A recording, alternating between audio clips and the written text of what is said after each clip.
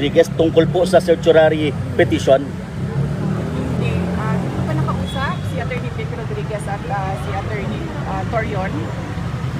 So, ang nakakausap ko si Attorney Delgra, Martin Delgra ang nakakausap ko, and si Attorney Harry Roque.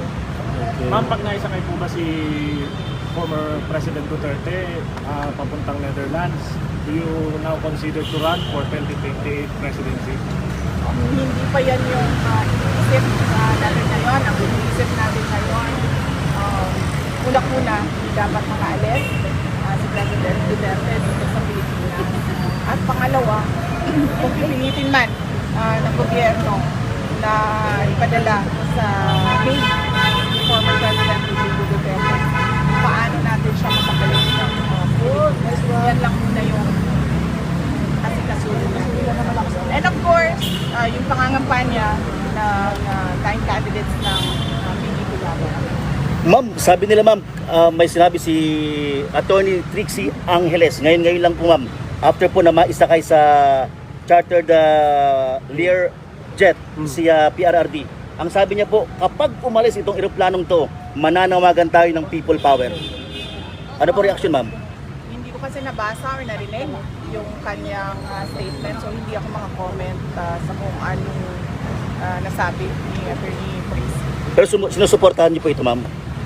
Hindi ko yan, hindi yan ang concern ko ngayon. Ang concern natin lahat ngayon ay paano mapanatili dito sa Pilipinas si President Rodrigo Duterte. So tulungan ninyong taong bayan, tulungan ninyo kami mag-isip paano natin yan magawa na hindi siya umalis. Roma, tutulungan namin yan. Sabi po ni Attorney Delgra. Wait lang muna, wait. Makita kayo, makausap kayo, pero hindi pinagbigyan. How do you feel? Well, hindi na nakakagulat yung ganyan na klase na pagbibigay. Senior citizens ngayon kung ano nangyari. Matindi daw talaga ang pagtitipid. Oppression, abuse, and greed, sabi ng mga nakakatanda. Pero ma'am, kumpiyansa kayo na hindi makakalipad ang eroplano? Wala akong confidence sa kahit ano ngayon, sir, kasi nakikita nga natin kahit ang ating government, sir, sumusunod sila sa mga illegal orders.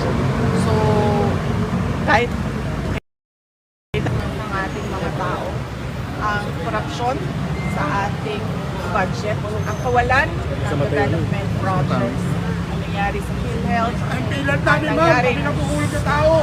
sa Tao na ikinabang. ngayon na tila ba we are